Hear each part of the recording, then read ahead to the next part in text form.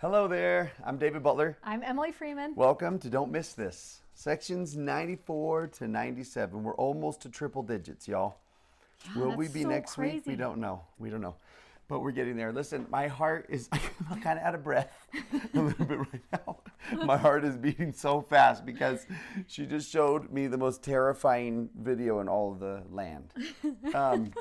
Everybody, you should know I have an irrational fear of alligators and crocodiles. Well, I guess it's not irrational. They are dinosaurs or whatever. But why? Where did it come from? I don't know. I just can't even. Is it because you lived in Texas? Probably. I can't think about them. I can't talk about them. I can't. Like, they really scare me deeply. Deeply. And I can't tell that story. It is too long. About my jungle cruise, water cruise that I went on in Africa. Oh, I thought it was going to be in Disneyland, No. and I was going to be like, oh my God. I'm legitimately scared of those in Disneyland. I know that they're fake, but I can't sit on that side of the boat because that's how bad it is. It's true. Spiders, no problem. Snakes, no problem. Mice? No worries. But gators, I like check under my bed for them.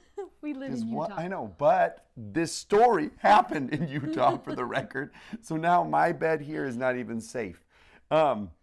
So up here wherever you live, we don't know. But in Utah, we had this story that came out in the news yesterday. Is that what it was? Yeah. Of this alligator handler.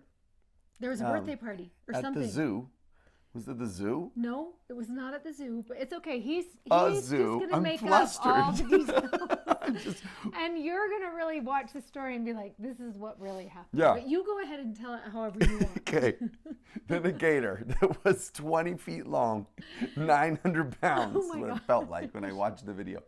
Anyways, there was an accident with this handler with the alligator, and it grabbed her arm and started to do the death roll. I know all that terminology because I watch YouTube videos on alligator attacks. Maybe you should. That might be your problem. No, Don't go to the places. No, it that soothes scare me. you. It soothes me to figure out what I would do in situations. Pulls her in and starts to roll, and there's all these people at this birthday party watching and recording. And this man who's a bystander at the birthday party, first yells for help from whoever, and then jumps into the cage into the water pit with this woman and the gator, and gets We on all want to top. know that man. He's I my want him hero. To move He's next my door most. to me. Whoever you are, please move next door to me. What, you wouldn't have any fears at all ever. If he just stayed by my side Yes. everywhere I went. Yes. Jumps in on top of the back of this alligator and just pins it down until it calms down and lets her go. And anyways. But you're missing the best part. Oh, yeah. This is why we're even telling the story, besides the fact to explain why I'm a little bit flustered at the beginning of this lesson. Our favorite line when you watch the video, because we'll link to it, is he is on the back of this alligator. The alligator has the lady's arm in his mouth. His jaws. She's laying in the water in front of the alligator. He's laying on top of the alligator. He's just holding the whole thing down. And then he says, what do I do next? How can I help? People, he's just on the gator. I love that he jumps in on the gator, and then he's like, and then later he's like, is there anything else I should know?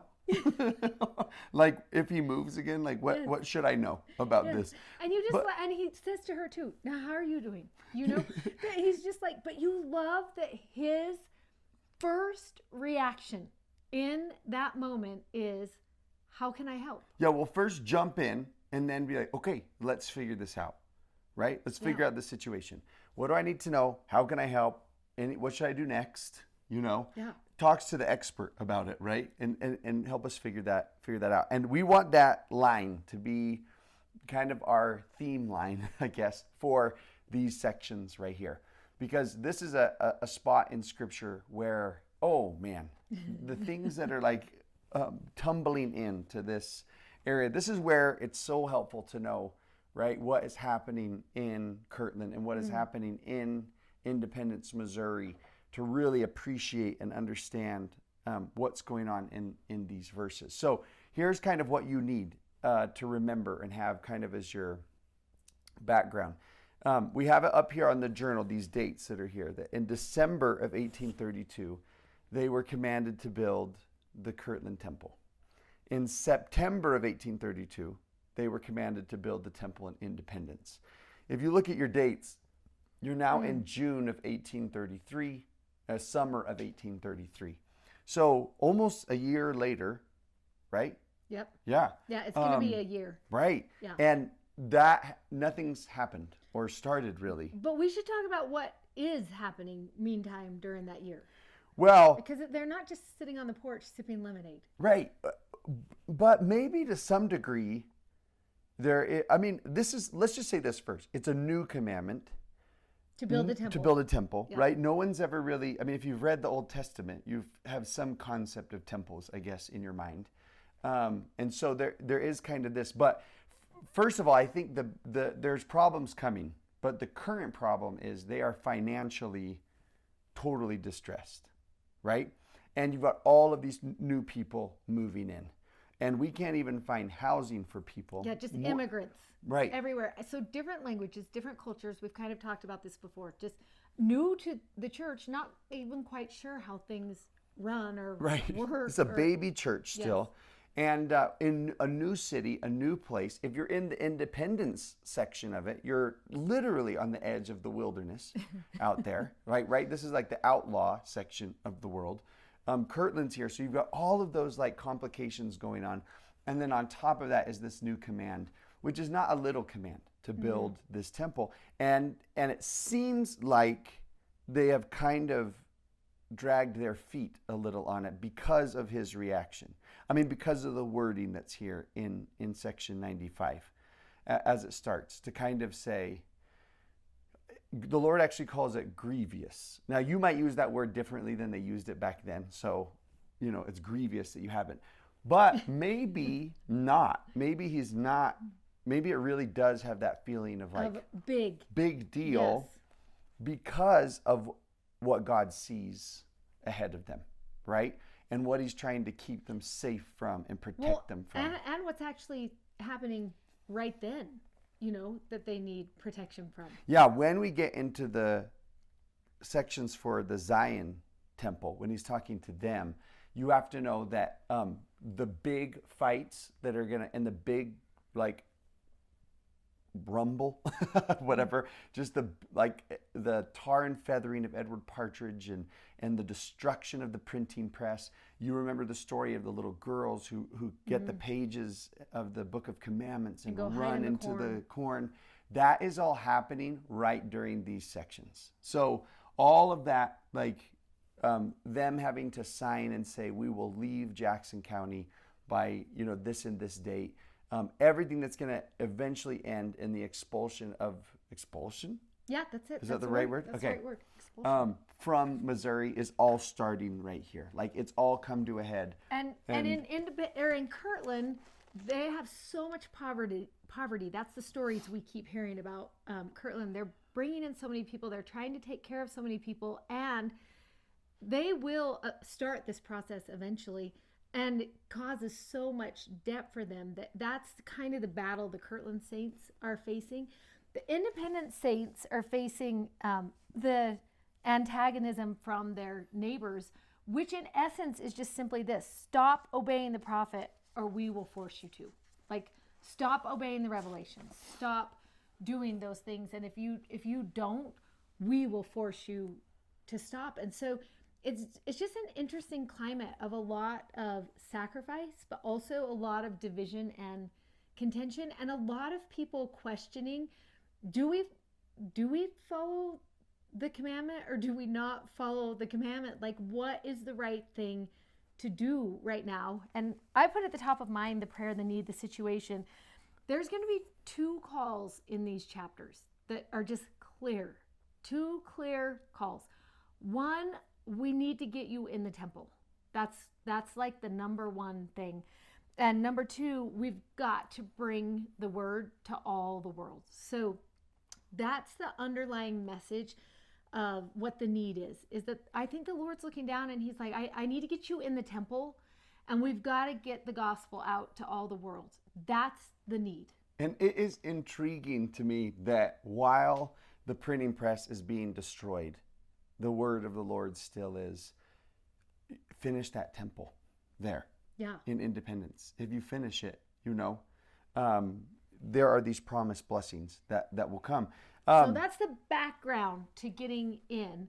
And let's talk about why we're going out of order, because I think people might think that's interesting that the top of your index, we think section 94 was May 6th in the old scriptures. Is yours Yeah, 6th? the Joseph Smith papers actually helped us figure out that Section 94 came later than Section 95.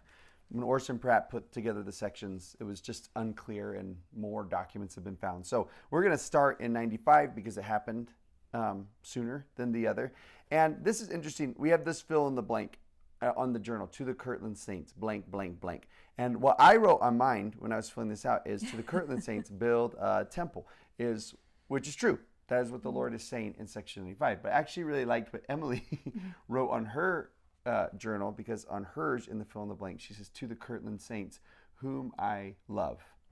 And I actually really like that, even though both of these are true, that there's a focus first on, wait, yes, I have a commandment for you, but let's emphasize first what my motivation for this commandment actually is, right?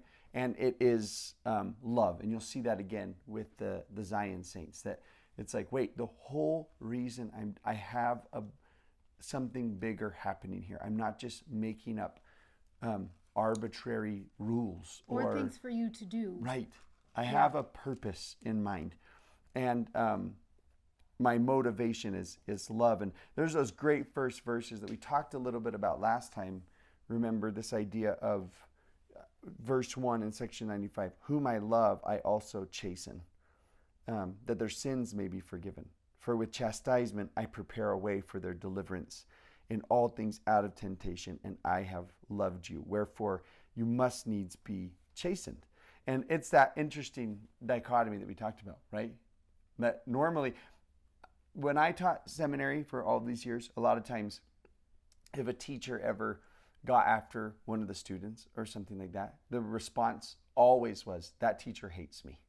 Was always the response, that they, and that's, well, that could be true, but not with God. And we don't want to equate those two things together, right? To understand where he's like, wait, if I see something really serious and really dangerous to you, then I am going to intervene, and I'm going to chasten you, and I'm going to try and steer you away from that thing, because I know where it's going to lead you to, I mean, you see that right in the beginning of Genesis, where the Lord comes and intervenes with Cain. And the line he uses is, sin crouches at the door. He's like, there is something waiting in the shadows, crouching to destroy you. And that's why I'm intervening in this situation. And remember, Cain gets mad. He's like, why are you so mad at me? Yes.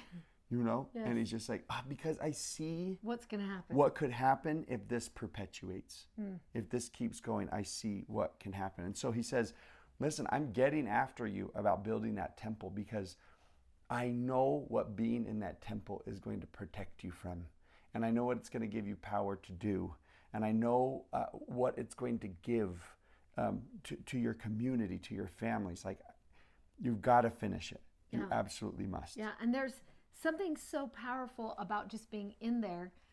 And what a unique situation it is to be studying these chapters right now, because we've gone a year without temples. We've gone a year without experiencing the protection and the blessing and the things that come from that place. And although we've carried our recommends and we've sat outside the walls and we've done family and temple history work, but there's something about actually going in to that place, and we'll talk about that in a minute, the blessings that come from there. But I think it's so important as we're reading these chapters to be like, okay, how does this apply to me right here today? And this call to be in the temple that was so important to them, what do we also learn about the call to be in the temple for us today? And that work, I think, is so interesting. Well, let's just look at these verses right now. That little cloud box where he's like, if you build this temple, look at some of the promises that are coming. Where he's like, someone might say like, why are you getting mad at us for not building that temple? And he's just like, well, because let me tell you what it's going to provide.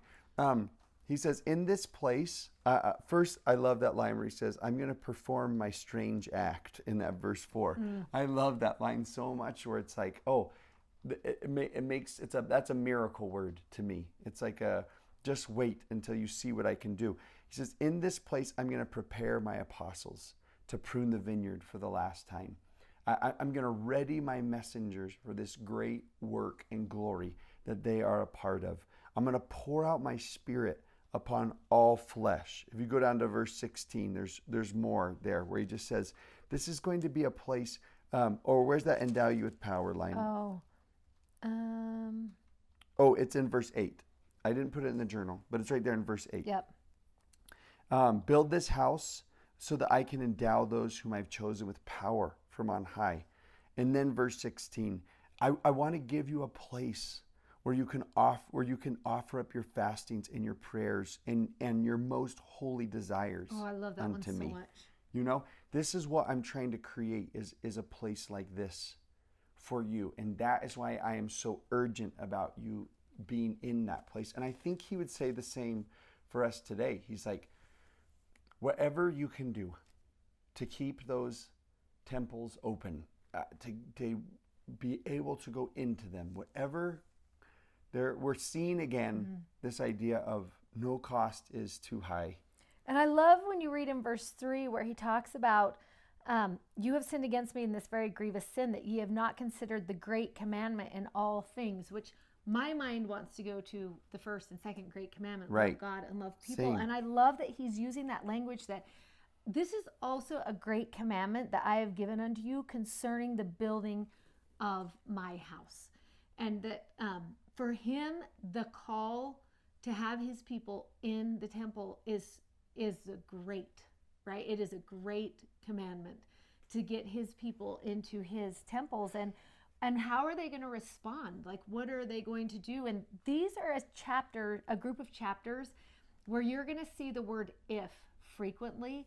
And that's something you want to watch for as you're going through, because there's going to be if-then consequences that are like, if you do this, then, and then there's going to be promises. But also, if you don't, then there will be consequences to that choice. And you love that he's going to give the commandment for how this is going to work and what the call is, but the people are going to choose how to respond according to what is happening. And we love that if then both the Kirtland Saints and the Independent Saints are going to get that if. And it's so important as you look at it to see what happens there. In 95, if you go to verse 10, is where it starts, and it says, it's my will you should build the house. Right? And I think we should bring up in 10, Oh, yes. where he mentions that what is that grievous sin. It's not so much that you didn't build the temple yet. It's the reason why you didn't build the temple yet, and it's because all of the contentions that arose in the school of the prophets. That is what I want you to finish that temple, but I'm concerned that you didn't finish it because you were all fighting with each other. Ooh, you were so busy fighting with each other that you missed this greater cause and work. Which was getting in the temple. Right. And what in the world could they have even been fighting about that would match the magnitude of the holy temple, right? Yeah. Where he's just like, listen, you have got your eyes so closely on whatever you're fighting about that you're missing, like, we're trying to send forth people with the good news of God and the blessings of exaltation to this whole world. We're it right now. Yes. This is us. This is it. This is our responsibility to carry. And what are we fighting about? Yes. What are we fighting about? What could you possibly have been fighting about in verse 10?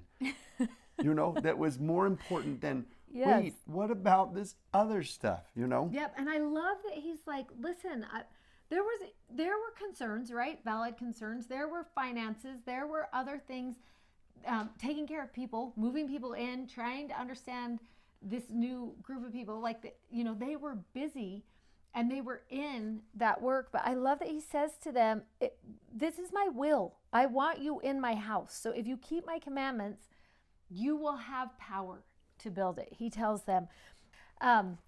It's so interesting because when they get this commandment, it's not easy for them. And I think it's important to think about that and to actually remember that sometimes we will receive something from the prophet that is not easy. It's not comfortable for us. And we want to think about, well, what is this?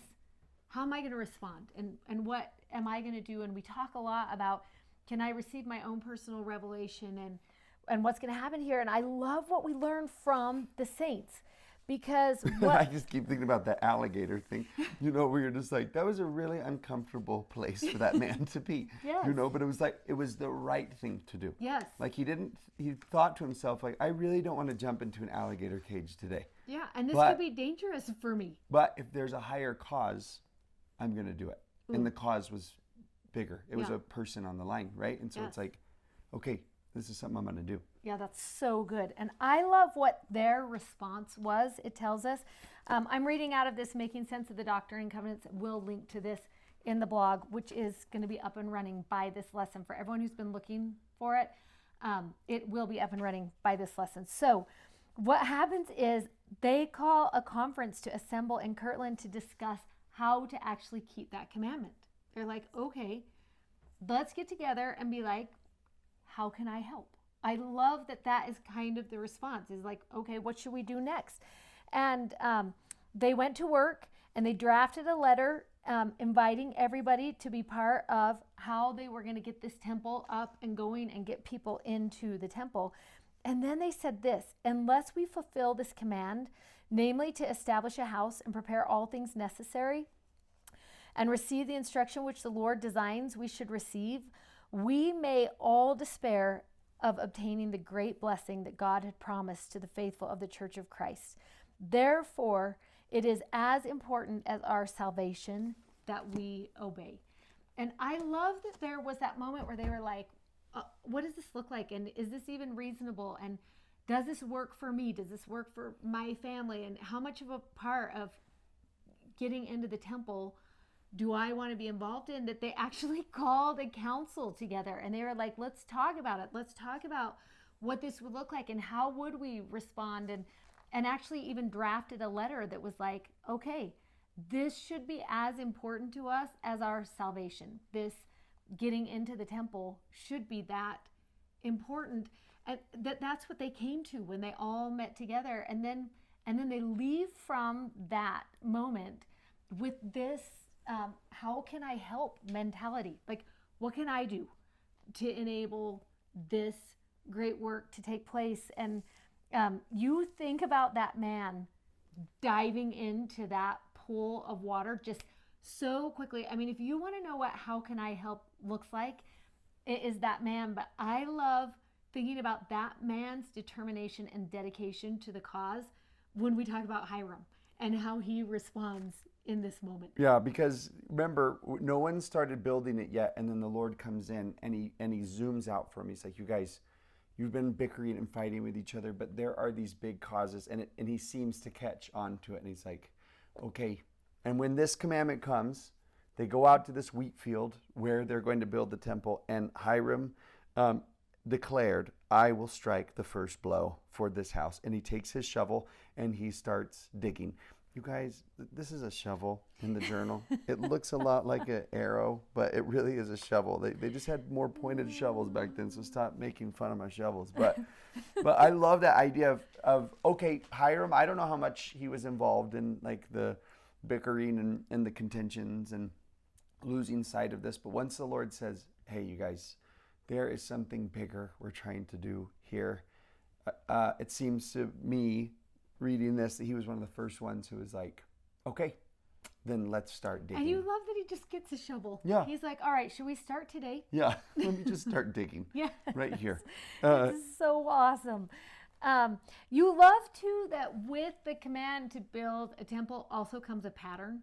And I do love that the Lord is like, listen, I'm not just going to put this out there that you guys should build a temple, but I'm going to actually give you solutions of how this is going to work. And you know what, how about this? How about it looks like this?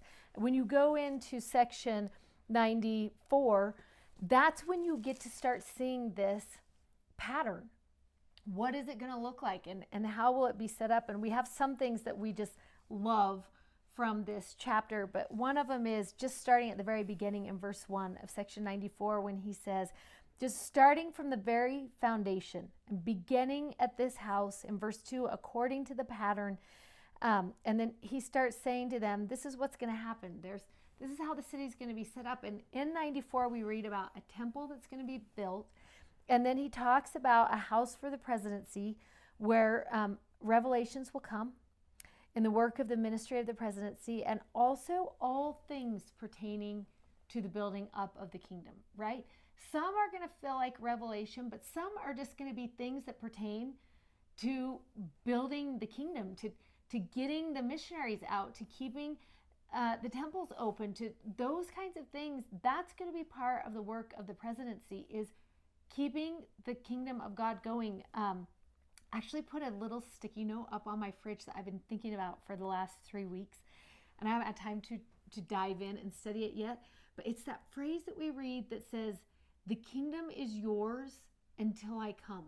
Do you know that verse in the scriptures where he says that? And the kingdom is yours until I come. And then I'm like, are we doing good with the kingdom?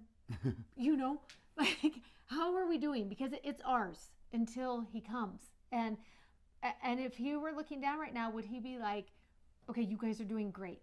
Or would we get this same thing where he's like, there's too much fighting among you. There's too much contention, that you've got so much going on in the peripherals of what's happening. And like, we're in charge of the kingdom. Everybody, we're in charge of the kingdom. And what's the goal of the kingdom? It's to gather people so they can find Jesus and they can experience healing, and we can have what he's talking about in these temples, protection and power and added love and added light. And does the kingdom look like that right now? Because the kingdom is ours right now until he comes. And I used to tend, I'm the oldest of all of our kids, I used to tend when my mom and dad would go out of town, and the night before they would come home, I can remember staying up so late just getting everything in order, because I knew they were coming the next day. And there was just something about doing it right, you know, just doing it right, that I had done well in my assignment to protect the house and to take care of the people and to keep the order that was there. And so when they came back and then we just started over, and I sometimes think to myself, man, if he came back right now, would you sometimes wonder if he'd be like, what have you done? You know? Yeah. What have you done? In the things that were most important. Yeah.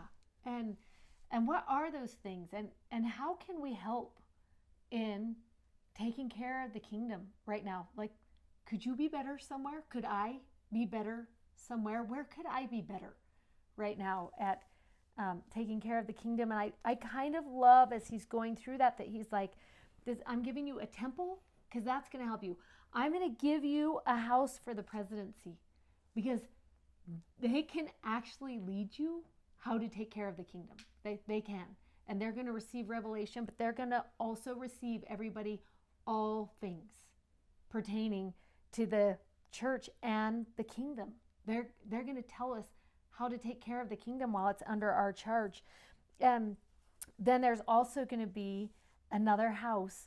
It talks about in verse 10, and it's going to be for the word of printing of the translation of my scriptures. And I love that the pattern he sets out for that city at the very beginning. There's 3 things that are going to run that city, and it is going to be the temple, it's going to be the house of the presidency, and it's going to be the place where the scriptures are printed.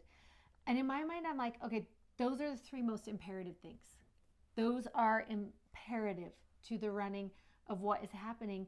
And how am I doing at letting those 3 things be the most imperative things in the pattern of my life?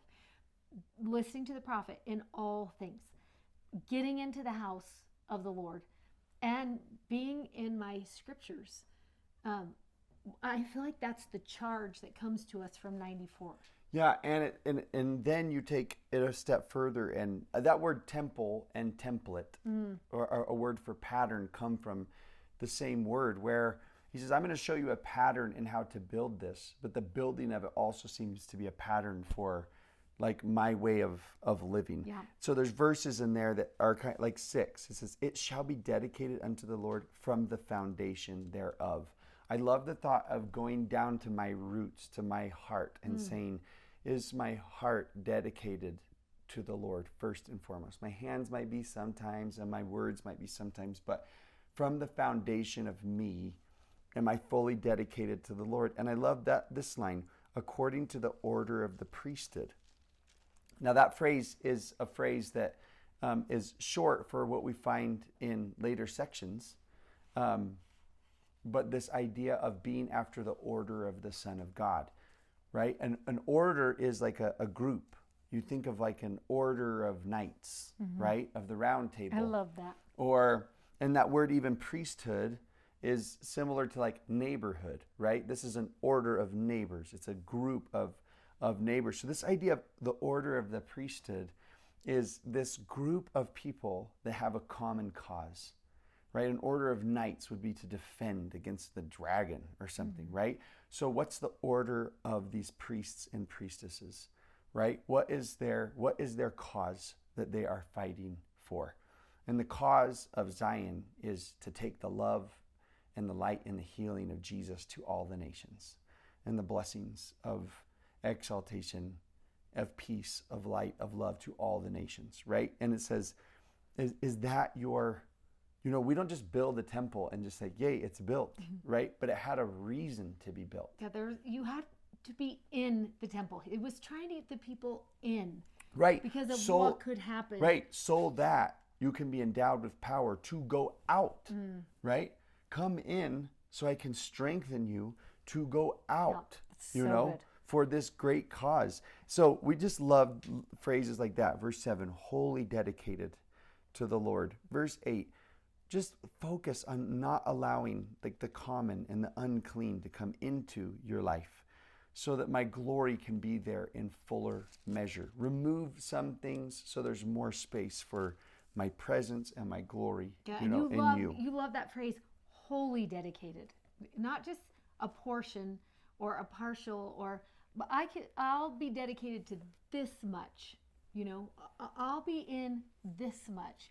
I love that word holy, that he's like, I actually want your whole heart. Right. I want all of that consecration and dedication and holiness and every bit of you. That's what's going to allow you the greatest increase in love and light. Yeah. And then we like that verse 16 with how practical this is too. These other 2 houses are not to be built until I give you a commandment concerning them. That there will be a season for those. That I'm giving you the big full picture right now, but we're going to go step by step, through this. And they actually get together and receive personal revelation of like, okay, this is the end goal.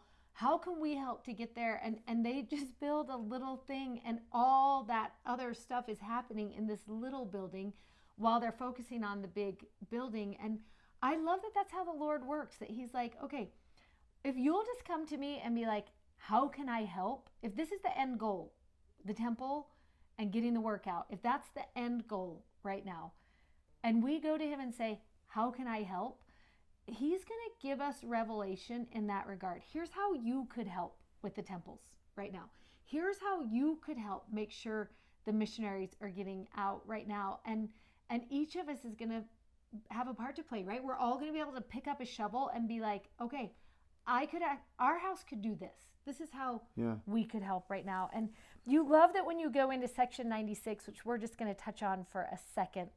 But this is a revelation that came, and John Johnson is mentioned in here. And you remember when we were on his porch. And I love just every so often you see this little vignette of people who are going to help, right? Hiram was going to help. And there's this one verse in here where he says in verse 6, and again, verily I say unto you, it is wisdom and expedient in me that my servant John Johnson, whose offering I have accepted, and whose prayers I have heard, unto whom I have given a promise of eternal life, inasmuch as he keeps my commandments from henceforth.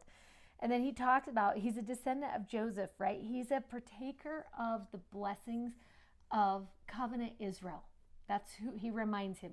Every promise I've ever made, you are a partaker of those promises. And it talks about that he's going to become a member of the order, right? He's going to sit around the knights of the round table, and he's going to assist in bringing forth my word unto the children of men. And I love that it feels like there are two works happening at this time right now. One is that shovel and building the temple, and one is the people who are going to figure out how to get God's word out. And that becomes the call, right?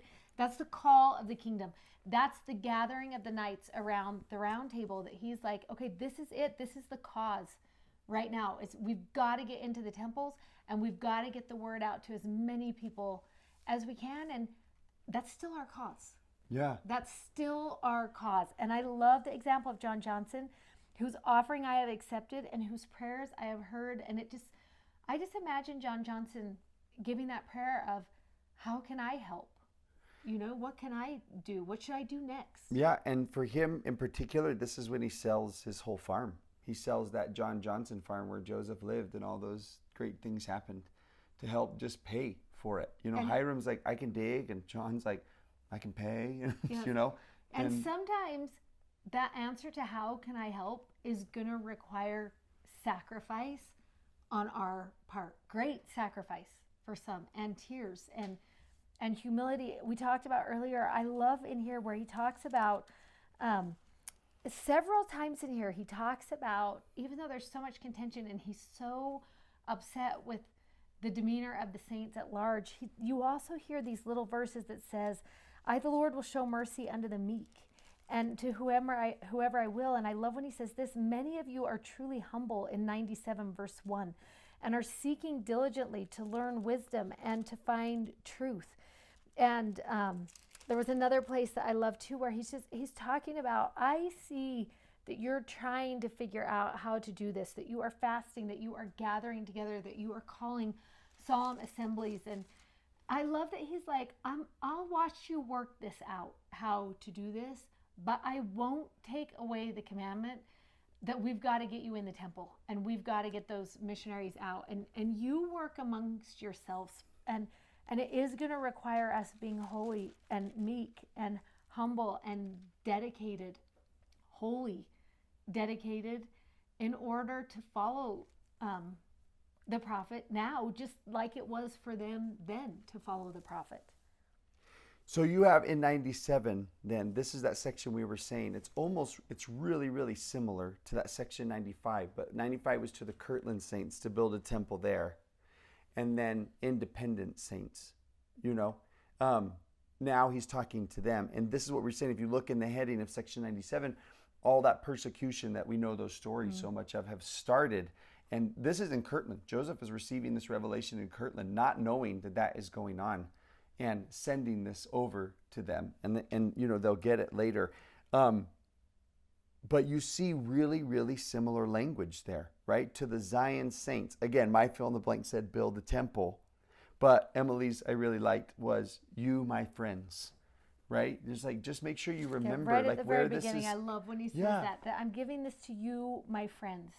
Even though everyone's in a little bit of trouble, right? He's like, you're not doing your best right now with what I've given you, but you're still my friends. Yeah. And I still love you. And the consequences of that, plus the consequences of, because we're going to find out later, spoiler alert, next lesson, that like the persecutions in Missouri were not all because of most of it was because of an internal problem, and not so much because of the ruffians that they lived around, And so the Lord still is coming in here and he's saying, like, listen, these ifs that are here, if you obey my commandments, I will provide a way to escape. If not, you will be left to like the evil vices of pestilence and sword, your neighbors who are after you. But if you sin no more, these are that 25, 26, and 27 that I'm going through. If you sin no more, then none of these things will affect you anymore. So there is this call for an escape, you know, and for these great blessings you get in this little box, right, 13 through 16, of him saying, like, you can have this place where you can offer up your thanksgivings, a place of connection with me, a place of peace, a place of glory, a place where you can abide in my love, a place where you can see God. Like, it's like all this people, like the printing press is being destroyed, and God is saying, like, oh, but I have an escape from all of this. Like, I know this is really hard, but focus on this right now. Yeah. And it's interesting because I'm going to go one more time to this book because I love what this talks about. He goes through all these if-thens that you're going to see. 97 is full of if-thens. You're going to see him all the way through, where he's going to talk about the future of Zion is in the hands of the Latter-day Saints, which makes me think of my sticky note on my fridge, you know, that the kingdom is in your hands until I come. And there, we know what is going to happen. Zion is going to get moved out of its place. That's what's going to happen in the future. And it's so hard to think about that. I love this at the very end right here. It says, as section 97 itself shows, the saints in Zion were not unified, not all committed to keeping their covenants. Thus, notwithstanding many were humble and faithful, Parley Pratt noted, the threatened judgment was poured out to the uttermost. The saints were driven from Zion, and we still weep for her. And I just think it's so interesting to realize that sometimes God is going to give a commandment that would actually end in a blessing of protection and blessings that will allow his work to go forward and progress. And sometimes the saints are going to choose not to follow. We will accidentally choose not to heed. And how interesting it is that God will allow that sometimes to happen, that he's like, okay, well, then Zion will eventually be redeemed, but we'll go at your pace, right? We'll go at your pace. And the difference between that man, again, at the Alligator, where he could have just sat there and watched and been like, I hope that works out for you. And they really should have put some more safety precautions there. And they really should, like, have some more staff. Yes, you know, helping, watching. And it's like, man, they just really. Yes. That was foolish of her. You know, he could have said. Yeah, he could have. Yeah. And been like, this is their fault. It's their fault. It's not working. But instead, in that moment, his response was so quick. It was so quick. Like, did he even think about any of those things? That they should have had more precautions. They should have had different setup of this. They should have, I can point out everything that's wrong with how they're doing this and why it looks like it does now. But his, like, holy, devoted response to that moment was to dive into that situation and be like, how can I help? Right. Right? Salvation is on the line right now. Right. And even if he didn't know exactly what to do or how to do it, his response was just to jump in and be like, how can I help do this? And, you know, like we were talking about earlier, I want that man to live next door to me. I want to know that next door to me, if my house catches on fire, he's going to jump in and be like, what do I do next? You know, what do I do next? Or he's going to bring his if bucket. If my son is choking, he's going to come in and be like, what do I do next? And don't we want to live by people who are like, how can I help?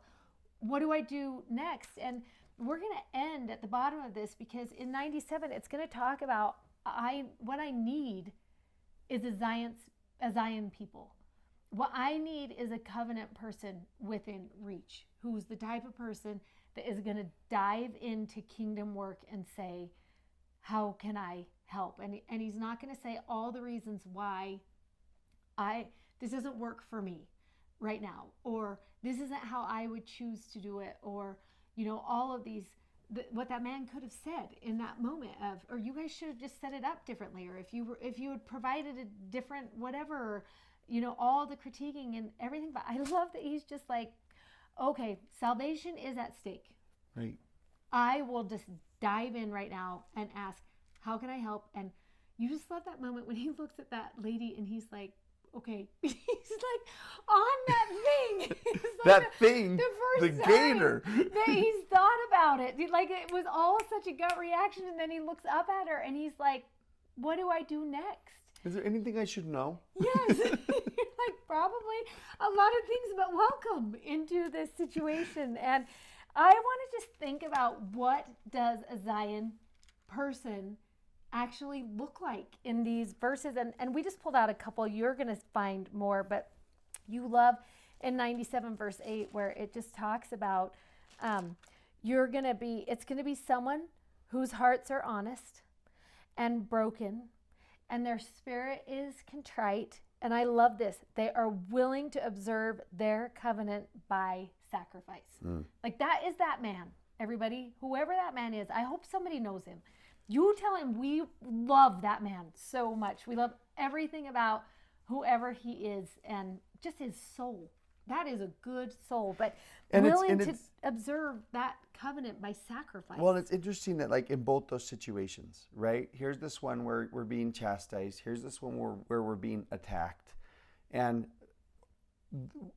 this kind of heart, when it's chastised or given something hard or something that's difficult to understand, or when something outside influence comes, the Lord's just like, oh, a heart that's honest and broken is going to respond to that differently. You know, where it's like, if this comes and my initial response is like, oh, but that situation or those words or, you know, or that command hit a heart that was already like broken and contrite and said, okay, it's not a fighting heart. It's not like a defensive it's heart. It's like okay, then what can I do?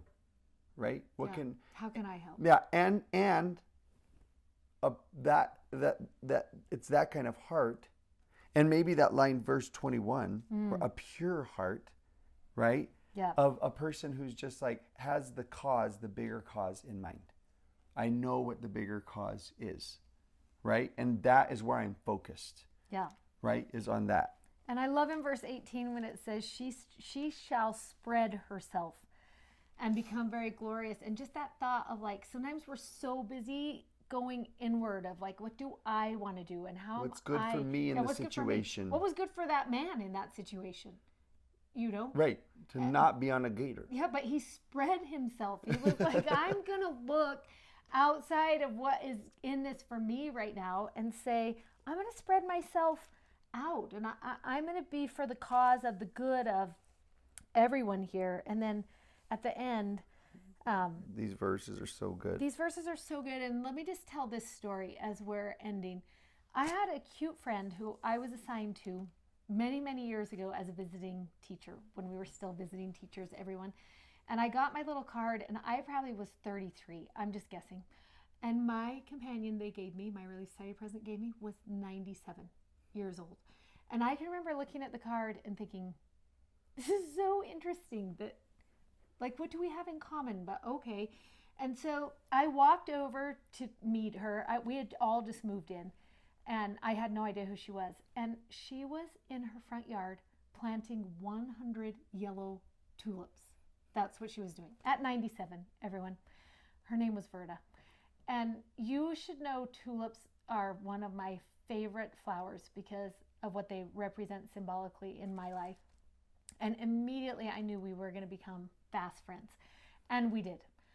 We became such good friends. For the next 6 years, we served together and we served each other. And I learned so much from Verda. And truly, when I look back at my life, forever, for my entire life, Verda will be one of the best friends God ever brought into my life. And I had the opportunity to speak at her funeral and had been with her just before she passed away. And I can remember she said to me, this woman who just was amazing. Like, I can't even tell you the amazing things about her, but I will tell you who was this. Pure in heart, Oh, who was just honest-hearted, Yep. who was And all her life those wasn't things. easy. Her life wasn't easy. And she struggled. But, if you looked in her eyes, she had these blue, just piercing eyes. And you knew she knew God. Without her even opening her mouth, you knew she knew God. And she just was wise. And I can remember right before she died, she said to me, I just feel like I didn't do enough I just feel like there's probably more I could have done. And she said, the thing that scares me the most is when I get there, he won't be pleased with my effort. That's what I'm worried about. And I said to her, oh, Ferda, he is going to be so pleased with you and what you've done. You do not even need to worry one more second about that. And as I was preparing for her funeral, I had the opportunity to go through and read through all of her journals of her life. And I thought about some of our sweet experiences we had had. And for some reason, late that night, as I was finishing my talk, I turned to this chapter, 97. And this is the last thing that I read at her funeral. Every time I read these verses, I just think about that woman. And I think it's important for us to remember Zion is individuals. Zion is each person asking, how can I help? And Zion is recognizing we're in charge of the kingdom until he comes. And I just imagine that reunion when Verda got to heaven.